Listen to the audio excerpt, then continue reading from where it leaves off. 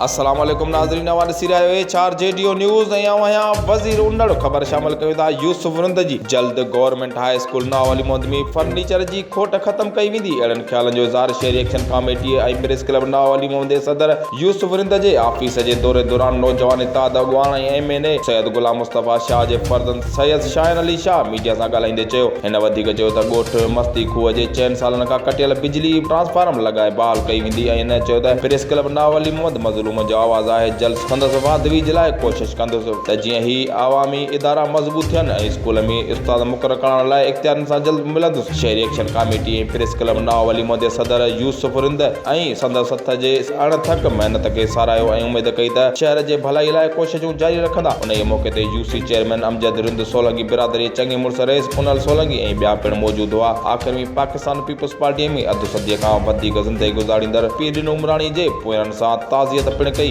HR JDO news में फ़िलहाल एतिरो ई। वधीक ख़बरुनि अपडेट्स लाइ ॾिसंदा रहो HR JDO न्यूज़।